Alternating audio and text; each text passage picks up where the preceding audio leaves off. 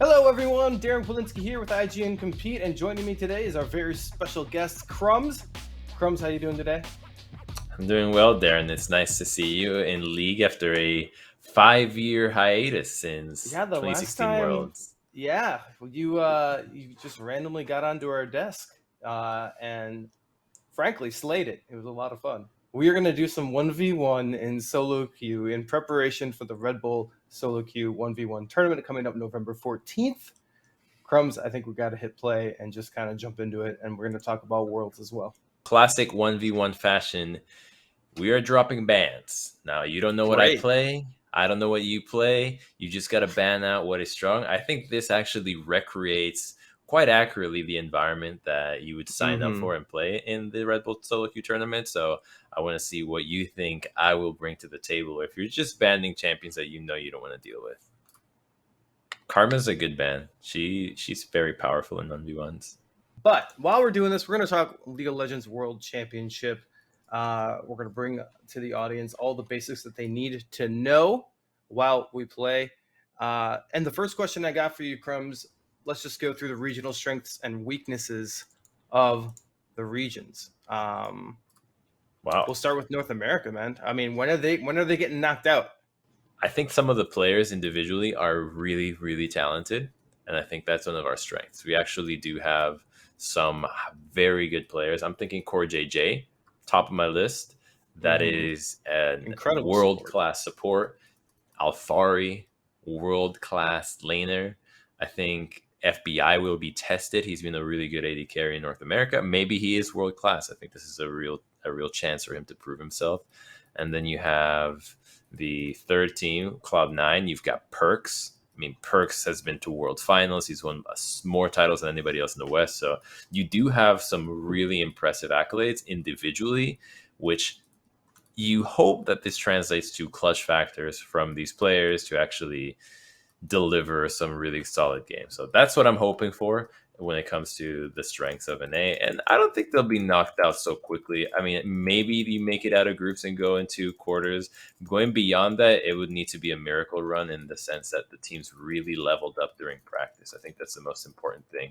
Have they leveled up during the practice in the scrims in between? Because that's what you need to happen for these teams. They need to get better while they practice against the teams that are better than them. As you can tell, the I've been range practicing my disadvantage is rough. All right, gotcha. That's one. So you get 2 deaths before 7 minutes and 1 after 7 minutes. So if I don't kill you before 7 minutes, again, and you kill me post 7, it doesn't matter that I've killed you the first. You actually end up winning. So who in North America do you think has, like, I know we got, our 1, 2, and 3 seeds, but who in North America do you think has the best shot of making it at least to the semifinals? I think Liquid. Like I said, it depends on every team and if they have learned something during that time. Oh God, the chase down! Yeah, you're in trouble. My cooldowns.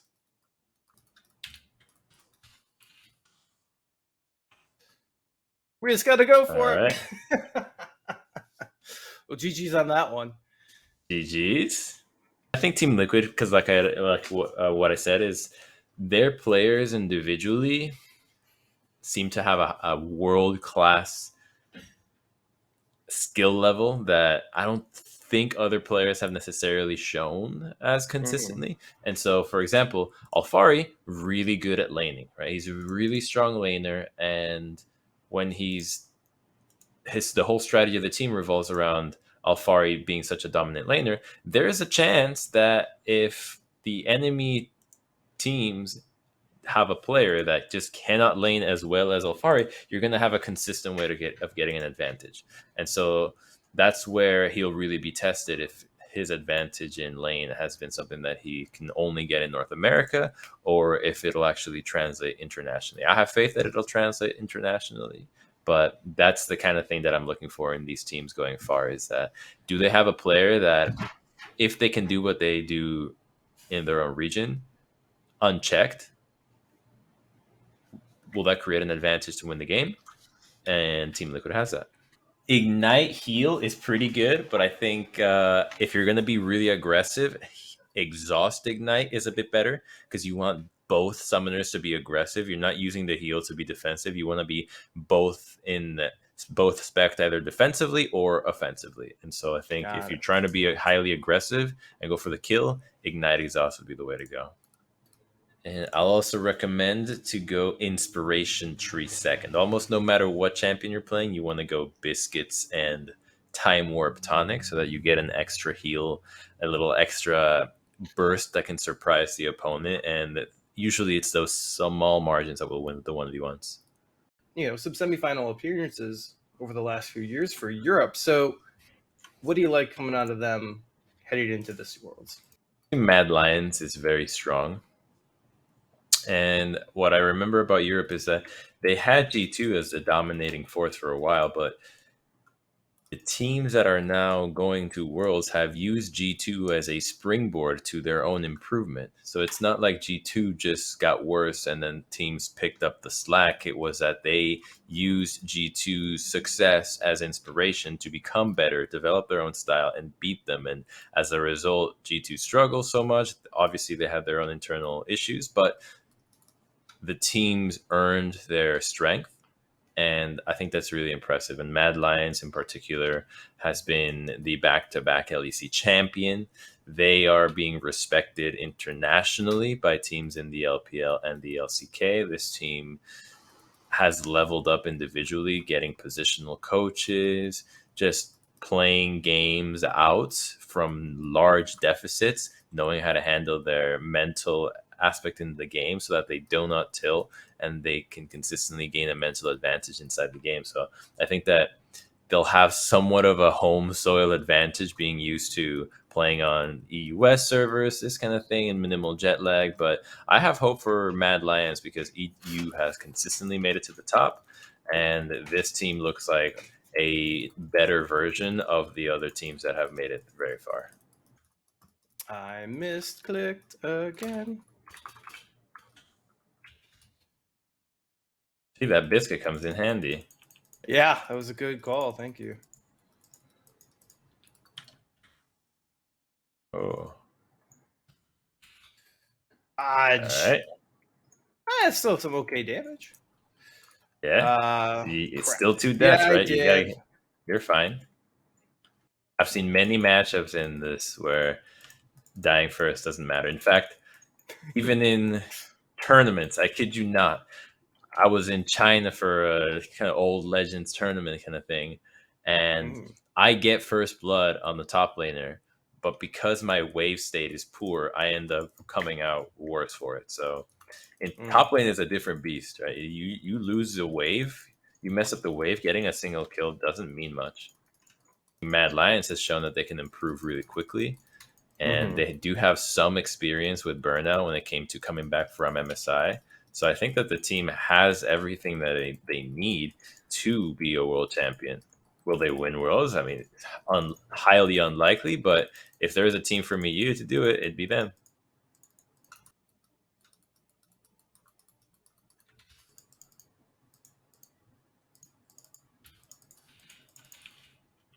This isn't going to work for me. Nope. No! GG again. GG. Let's try something new. Let's try something exciting. There you go. Although Lucian does excite me as a champion to play. I feel like we gotta change it up. All right. We'll try something thrilling here. So if there is a time to win, this could be it, because my runes and summoner are messed up. All right. Flash Ignite.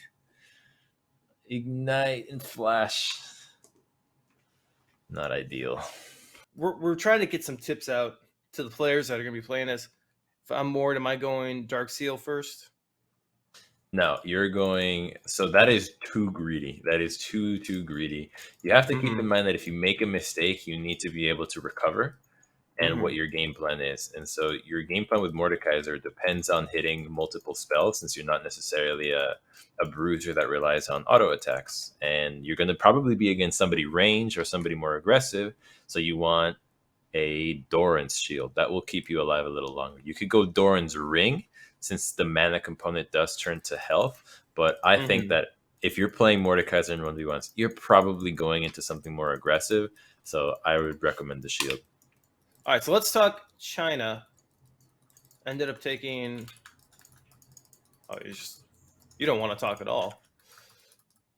And we're fighting.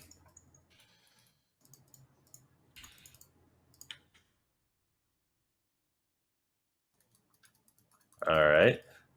That's your ignite. I think you exhausted too, didn't you? We don't want to talk about that. So you want to talk China? Yeah, runners up about last China? year to South Korea. Ooh, nice dodge. It'll be a really strong team. LPL just so strong every time. Oh my gosh. Ow.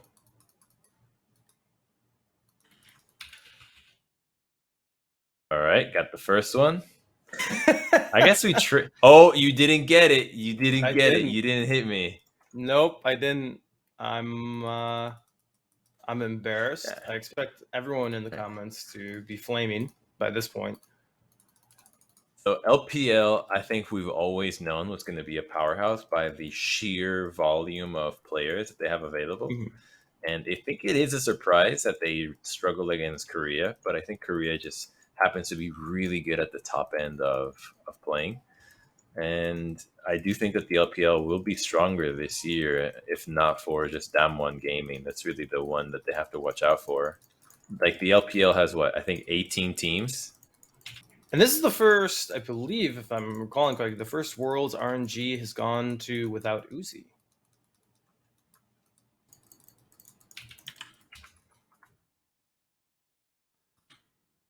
Oh, no. Got him. Yep. But Uzi's doing, he's still in esports. Oh? Right. Uzi has, I think, a mobile gaming app now, or a team, mobile gaming team. And there's rumors that he could come back, but I think he's still very interested in this, which is really cool to see that a legend of the game is still doing things like that. What do you want me to play? How about we do that? What do you want me to play? No. I think this. No, I think that will be fun. I think that'll be fun. Who do I want you to play? Yeah, I'll pick not Yuumi. Anything but Yuumi. Anything but Yuumi. Yeah. You know what? Why don't you go with? Let's see you do Rel.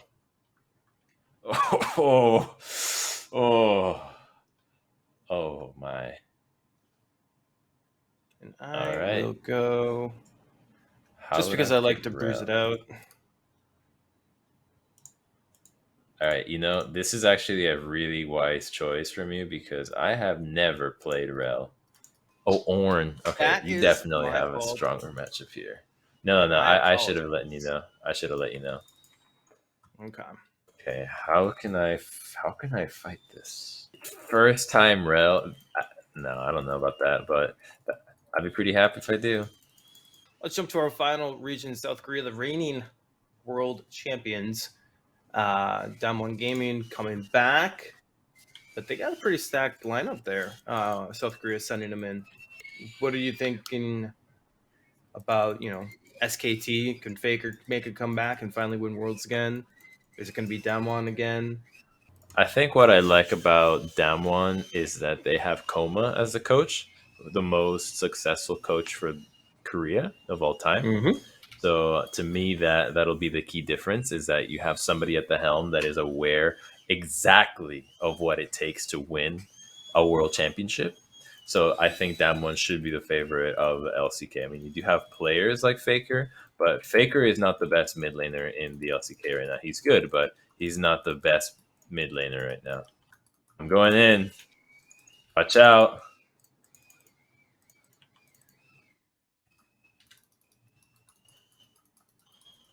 Oh. You think Damwon's gonna repeat? They're just on another level, man. It's like the power of the region has all been absorbed by Damwon.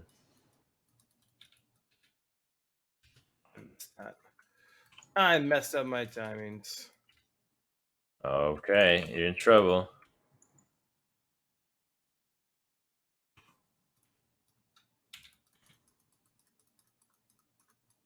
Whoa-pow! Oh! Yeah, Coma. I mean, it's been around forever. He's definitely the most successful coach of all time in League of Legends. I don't think anyone can make an argument otherwise. Which is pretty awesome, actually. Mm-hmm. I mean, I think a lot of people gave him not a lot of credit because he was with Faker. And sure, there's some argument to be made that when he had Faker, you had Faker, right? Like surely other coaches would have had an easier time if their players were literally Faker. But Mm-hmm. at some point, you earn your keep, and I think he's done that. Yeah, I mean, it's kind of like traditional sports. It was the Belichick Brady conversation. Was it Tom Brady or was it Has Bill Belichick? has Belichick won without him? Nope. Has he gotten close? I mean, it's only been 1 year. This is the second season without him. So I don't remember how they did. I think Patriots did okay last year, but I mean the Bucks ended up winning the Super Bowl with Tom Brady on his first year with him. So, you could make a very solid argument. It's like, oh yeah, it was Brady. Did he have a good team around him in the Bucks? It's stacked, or it was just like, oh, we'll just put Yeah. Brady in here and now you win. No, he got Gronk and Oh, okay. So they just kind of did a little run back of the Patriots. Yeah, called up Gronk and was like, hey, come be on this with me. It's like, hey, dude, this team's looking pretty sweet. Oh, I missed that.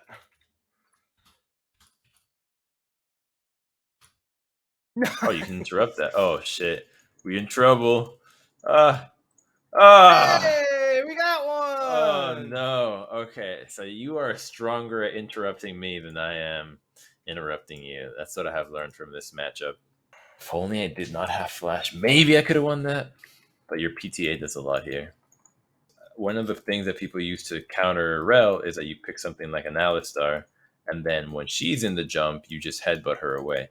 So I should have known that that wouldn't work, but it just looks so cool and tempting when you do it. You just want to try it. Oh yeah, looks awesome. You're like, I'm on a horse. Why wouldn't I be able to jump over things? Any other regions coming in? Brazil, LJL. Any other regions got some dark horses that people should be aware of? I think PCS, right? The region where Paris Saint Germain came from, PSG. Mm-hmm. Yeah, that region always seems to be surprising people, which is really cool. I mean, they're essentially the ones that won with what's their name, Taipei Assassins. Mm-hmm. So there's something to be said about that region delivering. And at MSI, they had a really strong showing. Individually, the players are really good. So I think that region can always surprise. Maybe something like what is it, the Russian region CIS, but I find that region slightly underwhelming. It's just really not that big. And I think that's been a big factor of the winning teams is how large the region is. Kind of determines how many players are in the servers and how many different strategies get developed, and that ends up playing into a lot of different things. Oh, nice accuracy on that. Good prediction. Come fight. If you need to fight me, because I can win by 100 CS. See, that can be my strategy. I know. Oh no.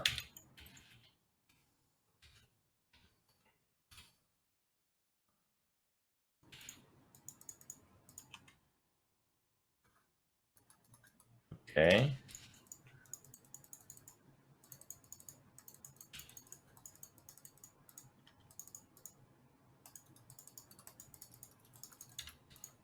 Oh, I'm out.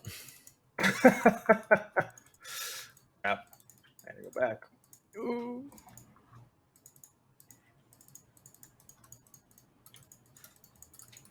Really? Caught me in the bush. Not letting you go back. No. You're staying here for sudden death with me. All right, we're in it to win it then. Just gonna stack health. Oh, I have no mana. Come here. Oh no! 27 health. Oh, so lucky. We're in a barn burner, ladies and gentlemen. Within the pro side of things, over at Worlds, Crumbz, any 1v1s you're looking forward to? We could start with each lane, or if you have any specifically that pop into mind. Are there any matchups you think are going to be pretty fun? I think anybody into Chovy, I think the whole world wants to lane against Chovy as a mid laner. So I think I'm really excited to see who can actually compete with him. He's the best laner in the tournament, period, and mechanically might be the best mid laner in the tournament as well. So everybody wants to play against him, which should be fun. Does he have any weaknesses people can kind of take advantage of? No, his weakness is it's a team game.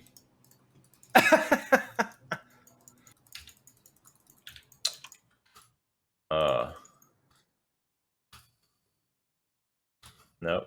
Wait, you can cast that in that? That's kind of baloney. Oh no. I got too greedy. I got too greedy. Oh yeah, you had such a good trade. I think you could have gone for a redive later. Yeah, I think that's what I should have done. Well, how about you go with... We're going to do a support versus support. So how about you go with... Any support? Any support. I mean, right now, supports are definitely called... I'm going to go Vel'Koz. Vel'Koz support. I can just blow your plants up from afar. Uh-huh, sure.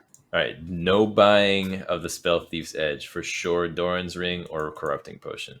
Yeah, Corrupting is almost better than Doran's items. Unless you have a very specific strategy, you really just want that burn, the extra sustain, because the burn will make your all-ins a bit stronger, especially when you want to just harass. Like this. Speaking... Oh. It's been a while since I've even seen a Vel'Koz. No! Apparently. The mathematics are real. You can go back still, but I think... I'll stay. Are you? All right, now I'm back. You walked right into it. I'm not letting you. Like, you're going to miss creeps. Don't you dare. Ah! You're not going back. So if I pull all the creeps to aggro me, what ends up happening is that your creeps end up focus firing one of mine. Instead of all of them attacking one specific minion, because there's one that was closest, they end up attacking only one, and that the result is that you lose out on a CS, which means that you're going to be down in levels.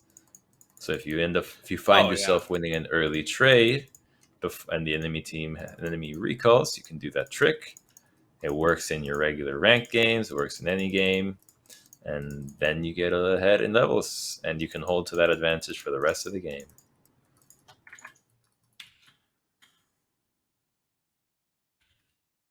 Careful, I'm higher level than you.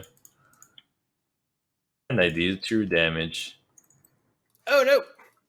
True damage also goes through exhaust, so if you pick a champion that's going to have a way of dealing true damage, it's really effective. Tell us a little bit more about Red Bull SoloQ 1v1. I mean, it's basically what we're doing now, but hopefully there will be better competition on display, higher caliber. I mean, who are some of the top picks you're kind of expecting to see in a 1v1 situation, top lane tournament like this? AD carries. A lot of AD carries are going to populate the servers. You've got Lucian, like we played earlier, Caitlyn, Kallistas, Dravens. I think a really important part of SoloQ 1v1, Red Bull SoloQ 1v1, is that because laning is such a focus, you end up naturally having champions that are picked by the roles that are most focused on laning. And so even though supports and junglers can be viable in a 1v1 scenario, the people that play them aren't laning them. Their focus isn't on laning, whereas AD carries, top laners, and mid laners are all about laning. And so naturally their champions will also be better because they're played by people whose focus is on these roles. So marksmen, mages, these will all be really important things to play. But at the end of the day, you just got to pick what you're good at. If you were going to go along that ADC route, who are some of the tips you would? You had Lucian out there, so he's obviously pretty strong. I think patient gameplay is one of the most important aspects of 1v1. If you're winning a trade, it's better to take the tiniest winning trade than try to just drain your health to get something better or go for an all-in. Because the smallest advantage, the enemy can't really turn that into something without the jungler for most 1v1s. But here, you have a tiny health lead, you continue to build that, and the enemy just can't do anything about it. Oh, nice. Oh, I can't use the river. No. Oh no. Oh no. Yes. Ow. Oh. Ow. Oh, not in time for the laser. Oh man. So we were talking about some of the things that you want to bring to the lane. You were talking about patience and trades. I mean, obviously itemization and runes are really important. Why don't you go through the runes again? Because you actually advised me really well about the runes. Your secondary set of runes should always be the inspiration side for the biscuit and the time warp tonic. A lot of the runes in League are really about gaining more kills. So for example, things like Triumph, a really strong rune, but it triggers after you get a kill. That's not the kind of gameplay you're going to be having. And the same way you've got a lot of the Ravenous stacks, the thing that give you healing, Ravenous Hunter that gives you sustain. Well, it depends on you getting a variety of kills. You're really not going to get that. So because your focus on 1v1 involves sustain and kill pressure, a lot of the sustain element of the game normally that is devoted to you interacting with the whole team is not available to you. So you have to go with what is available to you when it comes to sustain, and that is the biscuits, the extra potion. And then when you get the time warp tonic, that allows you to consume a little extra part of it right away, which heals you in tiny little bursts. When you combine that with the refillable potion, your healing can now be used as a way to lure in the enemy into a trade that maybe they weren't expecting, especially if you can time out when you will receive these biscuits, because you go for a trade that looks bad and the enemy is okay with it because they see no biscuit in your inventory. When the trade is now happening in the middle of the fight, bam, biscuit comes online. You press that, now you've surged in health, and you can win that fight. So it's about these tiny little advantages that you can get through your runes that let you win those 1v1s. If I wanted to take aggressive champions to lane, who should I be looking at that can bully and really kind of put a lot of pressure on the opponent? So a lot of it depends on how good you are at these champions. Your comfort is more important than anything else. But one of the easiest that you can do, in my opinion, is Tristana. And that's because her all-in is very easy to pull off, right? You put explosive shot on the person, you rocket jump, which has a really long range, and then if you can explode the charge on them after 4 auto attacks, you can actually keep going and rocket jump again, moving forward so that you can chase them. Or if it's a bad trade, you can jump out. And it's really easy to hit this because you have Hail of Blades, which gives you a lot of speed. So Tristana is a really solid choice if you're trying to go for all-ins. Doesn't have all the greatest matchups, but can be pretty good at that. And if you are good at this champion, and let me stress this, you have to be very good at this champion, Irelia. Irelia has some really nasty all-ins. If I wanted to be a little more counterplay-ish or a little more defensive and work around the opponent's cooldowns, who should a player be picking? I think Lucian is one of them, but honestly, I think Kalista might have the advantage when it comes to dodging your opponent's abilities, because with every auto attack, you're getting a dash. Nobody else has that many dashes on such a low cooldown. Yasuo could be an option, but I think Kalista offers you a little bit more flexibility and better matchups overall, since your spear can be used as harass from long range. So into range matchups, it wouldn't be so hard, and you're not necessarily reliant on the creep wave. You can use the opponent to dance around. Now, that is one of the hardest AD carries to pilot, just because of that same mechanic of dodging constantly, because oftentimes you might be thinking too hard about the dodging, and then you're positioning yourself poorly instead of keeping yourself at arm's length. So it is a very difficult mechanical champion, but if played well in the top lane by the very best, it is one of the most oppressive and difficult matchups to deal with. And that's the fun of 1v1s. You can really show your skill because no one else is going to show up and ruin your party. Crumbz, thank you so much for stopping by today, kicking my ass, teaching me a few things. I know a lot of people will take those tips and tricks into the Red Bull SoloQ 1v1 tournament. Last chance qualifier is November 14th, with the finals on November 20th, which Crumbz, you yourself, will be at. Hope you have a blast, and we'll see you around. Thanks, Darren.